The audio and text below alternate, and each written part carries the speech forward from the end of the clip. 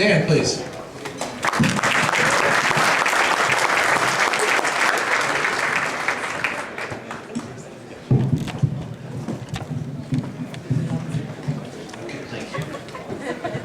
Thank you all. It's good to be with you.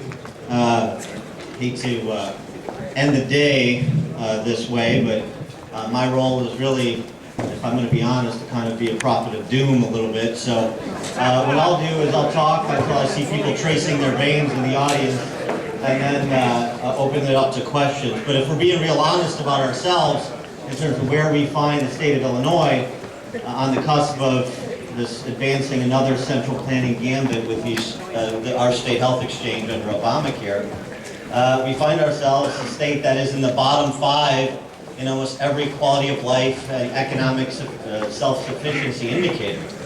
And the idea that the state health exchange is going to be something that is beneficial, something that businesses look at as a productive development, is predicated on a belief that the central planners in charge now, and who have been in charge, are doing a pretty good job. You know, they believe in the free market, they just want it centrally planned. So this is quite a challenge, because this is not some laboratory experiment, right? We are the state with the lowest credit rating and the highest deficit per capita. We are the state with the highest unfunded public pension liability in the country. If you really add up, if you do real accounting like you have to do in the real world, you're talking about $200 billion in unfunded public pension and healthcare liabilities. We have created over the last 30 years fewer jobs in every state in the nation except Ohio and Michigan. So this has been a slow, steady decline that has just increased in rapidity over the last decade as we have been governed by street criminals and mediocre intellects.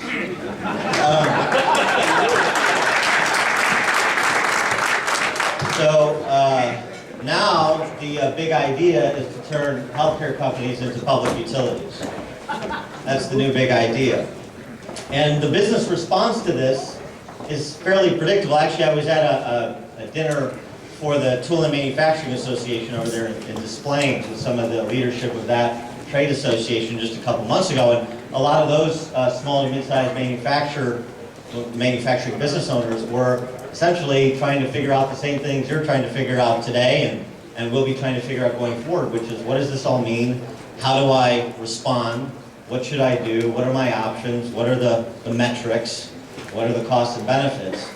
And the honest answer is, no one really knows. I mean, the idea of passing something so you could find out what was in it is a punchline. That's actually the approach. And I think as you see states opt out of these, opt out of the idea of imposing a health exchange, 14 states not going to do the state health exchange. Federal government, you think you've got the better mousetrap? Well, then you come in and impose it in a couple years, and we'll see if you've got the money left to actually finance it in our states. Of course, Illinois being the bad example in almost every respect, in terms of our financial solubility, is moving forward with the exchange. And so the business response is predictable. You read the same newspapers I do, Applebee's and Papa John's and other big employers saying, okay, well, here's what's going to happen, hiring freeze. The new work week is going to be 27.5 hours, right? And I am not going to put capital at risk, and I'm particularly not going to put capital at risk in states that are otherwise financial catastrophes at the state level, and now you're just adding one more layer onto it.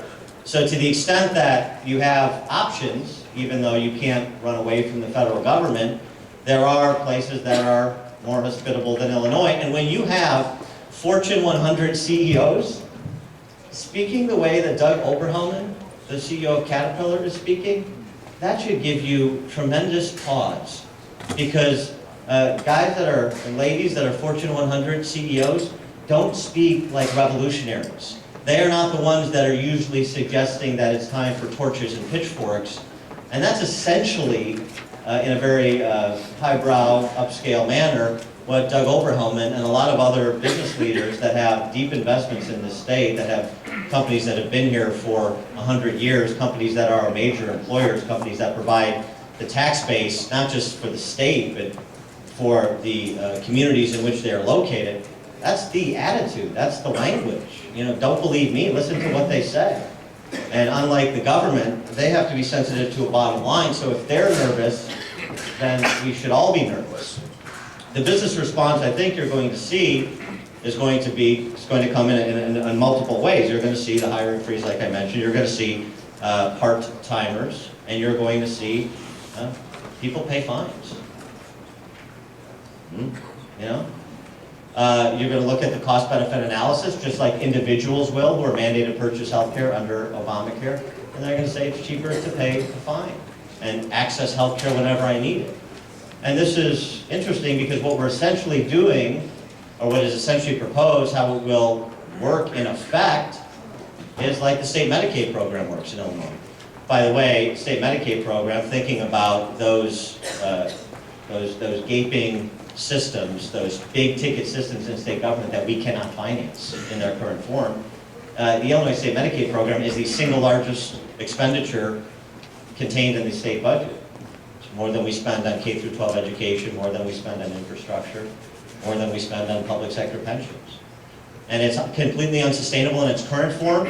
So the problem, apparently according to Governor Quinn and people who think that this is a good idea and moving forward with the implementation of an exchange is a good idea. You know what the problem with the Medicaid system in Illinois is? A Medicaid system that 1 in 5 Illinoisans currently are on, that half of all births last year were Medicaid funded. You know what the problem has been? Not big enough. Got to scale it. Under Obamacare, it's projected will go from 1 in 5 Illinoisans on Medicaid to 1 in 3. So, I mean, if you believe that you can live in perpetuity on somebody else's dime with no inhibitors for cost concern, then you like this. But if you live on terra firma, then you probably don't. And you realize the reckoning that is coming. I mean, it's really coming. And I know you've heard conservatives like me and Republicans and the handful of common sense Democrats that still exist in the state say this for a long time. But at some point you really do seize it up. At some point the markets won't let you borrow. At some point you run out of creative ways to extract wealth from people. There are only so many places you can put slot machines. There are only so many video poker machines that we can install. There are only so many riverboats and man-made lakes that we can create for them. There is only so much. I mean, we are going to find out just how elastic, or I should say how inelastic demand for cigarettes is. I know where that's going to happen, because cigarettes right now are tracking to be about $5,000 a pack before too long. Because these are the big ideas coming out of state government. Expand gambling.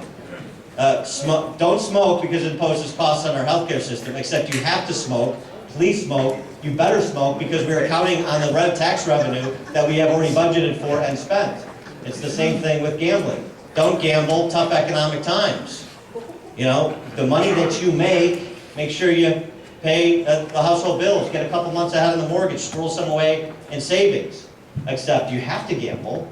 We're demanding that you gamble. We're going to make it easier. You can buy lottery tickets online because we have already budgeted for it and spent the money we expect to realize from expanded gaming.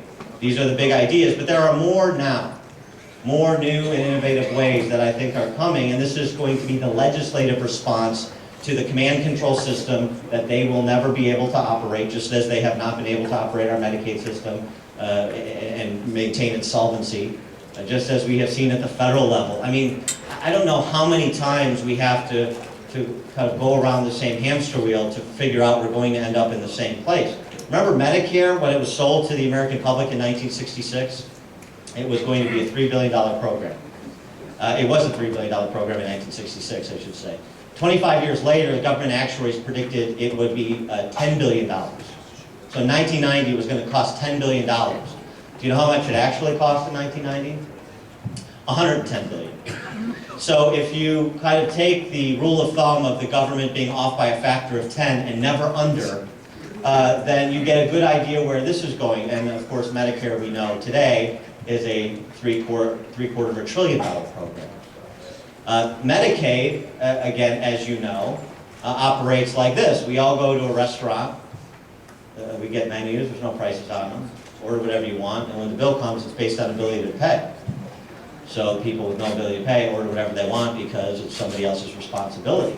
And this is why we have a Medicaid system in Illinois that responds to its price controls that it won't abide by not paying bills to providers. And then so you have quality providers that refuse to accept Medicaid patients. And so the very people the Medicaid program was intended to serve, was originally conceived to serve, pregnant women, the developmentally disabled, indigent children, are not well served by the program at all because we don't pay our bills, so the very people we intend to help are hurt the most, and they're hurt the most at exorbitant prices. It's the most nonsensical thing you can watch develop. And so what's the response? Well, you saw the response 2 years ago before they had supermajorities. Or I should say last General Assembly, just this last year. The response was, we've already whacked doctors in terms of reimbursement rates, so this time we'll whack nursing homes. Well, they're going to continue to play the whack-a-mole game, but they're going to run out of people to whack. Everybody will get whacked. And so what you're going to have, I think, the response will be, because with the supermajority in the General Assembly, they can do whatever they want. You will see, perhaps, something that has been talked about for a while, but hasn't been moved upon. They can amend the Constitution without a single Republican vote. You will see, potentially, a graduated income tax or some kind of rich people surcharge on our income tax, in addition to the $7 billion income tax increase that went into effect in 2011. And after that $7 billion tax increase, the amount of unpaid bills in this state actually went up to over $9 billion. Because they're rapacious. They are like termites through wood. There is never enough, and they require more wood. You will see, because quality providers will refuse to accept Medicaid patients, I predict you will see from the General Assembly, and as this exchange is developed and implemented, you'll see some sort of mandate for providers to to see a certain number of Medicaid patients, whether they ever get paid or not. It will be imposed charity care. I don't know if they'll tie doctors' licenses to that percentage, to some kind of mandate like that, or how precisely they'll do it, but that's the only way they can do it, because there is zero incentive otherwise to provide care to vulnerable populations.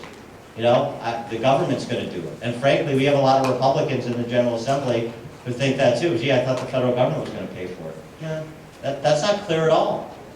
And it's not clear at all that the federal government has the capacity to pay for it, which is why, as I mentioned before, you've got 14 states betting they don't, waiting to see. Because at least the governments in those states have some sense about what the federal government says and what it actually has the capacity to do. The other thing you'll see, I believe, and there was a story out today about the doctor shortage.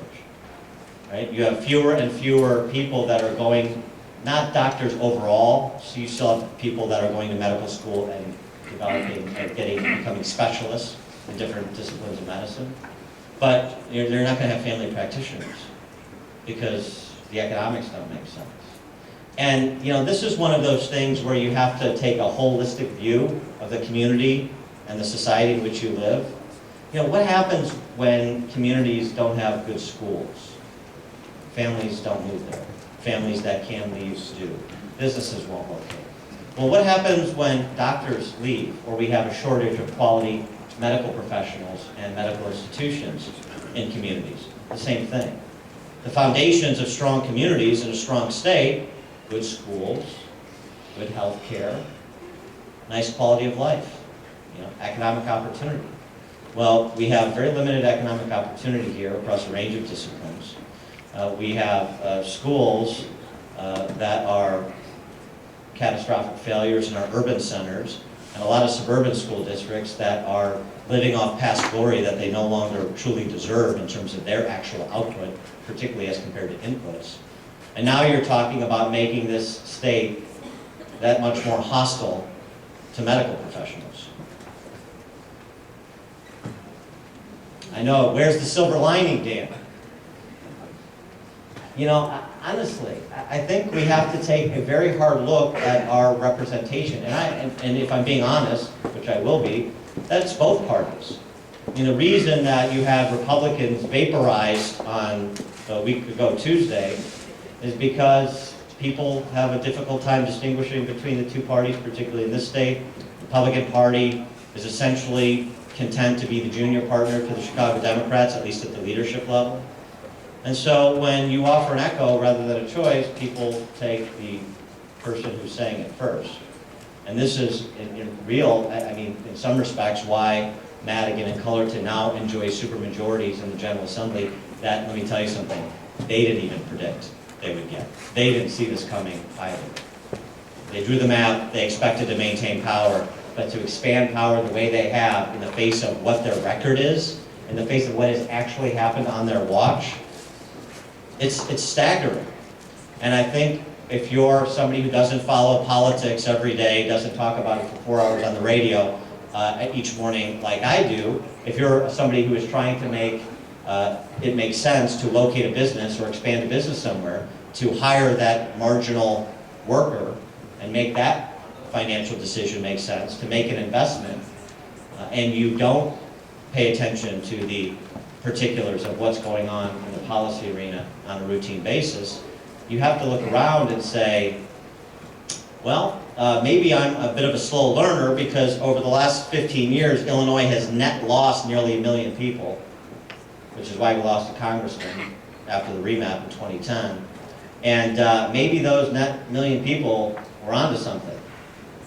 Maybe they had cracked the code or they saw the gathering storm more precisely than we did. Frankly, in a kind of a perverse way, if the housing market was any better than it is, I think that number might be twice what it actually is, because you have a lot of people in this state, and I'm sure you talk to them, who if they could get out from underneath their home, or if they didn't have kids in school finishing up high school, would probably be out too. So I guess all of that doom and gloom is not to say that there is no hope, is not to say that we can't change course. Of course we can. We determine our own destiny. The good Lord provided us all with free will. But with the same people in charge pursuing the same policies, and now with more bandwidth to do that with impunity, I think you also have to take a realistic approach to what you can expect. This idea that, but things are so bad now they're going to change their policy agenda. Now they're going to change how they operate. They won't, they can't. You know what the last election told them? Is that us serving our constituency as we define it wins. It keeps me in power. And me in power, I like that. Me in power pays my bills. Me in power, we can push off everybody else's concern for another election cycle. So this is the real challenge when it comes to talking to your local legislators, whatever local congressmen are left and are not at a clinic somewhere or under indictment, and holding them to account. And that includes this rumored organized political party called the Illinois Republican Party as well, to demand that there's a little self-accountability there, because the Chicago Democrats are rinsing and repeating because they're achieving electoral victories. The Illinois Republicans are rinsing and repeating because that's a more difficult question to answer. It is certainly not because they have we, since I consider myself one, it is certainly not because we have a model to scale. Maybe it's because we have a problem in our party of enemies inside our perimeter. And maybe the conversations you have with business folks, since you reach so many people on a daily basis, you could leverage the strength of your circles of influence so that it's not just you talking to legislator X or legislator Y, but all the people that you come into contact in and represent. I mean, I understand that, politics, some people are Republicans, some people are Democrats, not exactly what you want to lead with when you're trying to build a business. You don't want to turn people off. But by the same token, it's time that people were forced to face the facts in an adult manner. And if we don't have people who otherwise know better, demanding better, and challenging people to think about what's happening so that they can be enlisted to demand better as well, then you're going to perpetuate this failed model that is the state of Illinois. And if you don't think that Detroit can happen in Chicago, because we have a beautiful city and we do, but if you don't think that that can happen, then I think you're kidding yourselves. I think people vastly underestimate how good things can get, but also how bad things can get. That everything that is here now is just here. It's just endemic to the human condition. It was always this way. It was foretold in Scripture that it will always be this way. It's not true. I mean, it's very much like this destructive entitlement mentality that pervades our body politic, that really is a cancer in our body politic. You know why I deserve something? Because I'm me. I just deserve things because I'm me. I just expect things to be how I want them to be because that's what I expect. Well, that's not what is happening. And this is very much reminiscent of The Sun Also Rises, that great Hemingway novel about World War I expatriates wandering through Europe. And the conversation the two characters had, one talking to a Scot who was wealthy at one time but had since gone bankrupt, and the one guy asks him, well, how'd you go bankrupt? And he said, well, you know, it happened gradually and then suddenly. We've been on this gradual trajectory like this for 3 decades. And now the angle of incidence is more like this, like this, like that. Like a death spiral, which you don't want to see over at Chicago Executive Airport. It's really the trajectory of this state and the state's economy. And I just don't think you can be honest in assessing the challenges and looking for opportunities if you, unless you recognize what the reality on the ground is. And that's the reality on the ground. So we have an opportunity, I guess, this next 2 years. This will happen quickly. If there's one piece of silver lining I'll leave you with, just to end on a high note, however much of a reach it is that in 18 months, effectively, we're going to be on the precipice of electing a governor, and a U.S. senator, because of course Dick Durbin is up as well. But the governor, yes, a plaintive cry, Dick Durbin, the governor is kind of important. You know, that's belied by Governor Quinn, but it actually is an important position. And what you can do, what a governor could do, and even some modest gains in the General Assembly in an off-presidential year where Barack Obama is not on the ballot, is you can stop whatever occurs and will kind of occur over the next 18 months with respect to our state healthcare exchange and so many other disruptive policies. That can be stopped because it is going to take a long time to implement. This idea that because the government so dictated something, it will magically appear. You know, eBay and Amazon and some of these other companies that have demonstrated great aptitude in building infrastructure to manage universes of 12 million customers or more, that was painstaking. Didn't happen overnight, and those guys kind of knew what they were doing. So the idea that this is going to be some seamless enterprise that is implemented in the next 90 days, and you're going to have people trying to figure out how to get health care on some state of Illinois operated website, and there won't be any problems, and you won't need to troubleshoot anything, and you'll have access to people who are hyper-informed to be able to guide you through the maze of bureaucracy and conflicting options and all the other nonsense. Well, that's fiction too. That's the good news. So the good news is that if we get our heads about us as an electorate, and we kind of stop with this death wish, and we have a candidate for governor and candidates for legislative office too, who are not interested in kind of what I call the coming to America model of messaging. You ever see that movie Coming to America with Eddie Murphy and Arsenio Hall?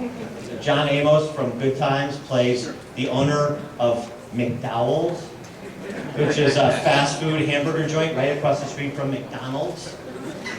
McDonald's has the golden arches, McDowell's has the golden arcs. McDonald's has the Big Mac, McDowell's has the Big Mick, right? My point is to say, if we don't imitate the other side and pretend that by peeling off little pieces of their constituencies that believe in all of these big government command control gambits, but we actually chart a course that is rooted in free market principles and self-accountability, and present that contrast unapologetically to a beleaguered Illinois electorate, a beleaguered Illinois business community, maybe we can turn this around quicker than we think. It certainly happened in Wisconsin. Nobody saw 2010 happen, nobody predicted 2010 in Wisconsin either, a state with a much more progressive tradition than Illinois. In 2010, you elect a governor, you change control of your General Assembly or their state legislature, and boy, what a difference in leadership makes. Agree or disagree with the Walker policies and approach, it was a sea change in a very short period of time. The same thing can happen here, but personnel is policy, and to change personnel, you have to have people that are going to present substantial, qualitatively different leadership and qualitatively different programs. Programmatic revolution at the state level with the big ticket systems in state government where we spend all of our money. Medicaid, K through 12 education, infrastructure, public pensions. If you don't have a candidate for any office that has something important to say about those 4 areas of state government, then you have somebody who is going to go down to Springfield and perpetuate the failed model that is Illinois state government currently. So the opportunity is, to borrow a phrase, look forward to 2014 and engage to the extent that you can stomach engaging and really be an opinion leader within your circles of influence, including all of those owner-operator businesses and their employees that you touch on a daily basis. This is not a one-person job. This is not a job just for somebody with an R next to their name or somebody with a D next to their name. This is not something you can outsource to your local elected officials or to somebody else who's more interested in politics. Self-accountability starts with the electorate. We get the representation we deserve. So one of the things that we could do, if we want to seize the opportunity that will be present, because things will not get better in this state over the next 18 months, one of the things we could do is be accountable for bringing the change that we wish to see. Thank you very much.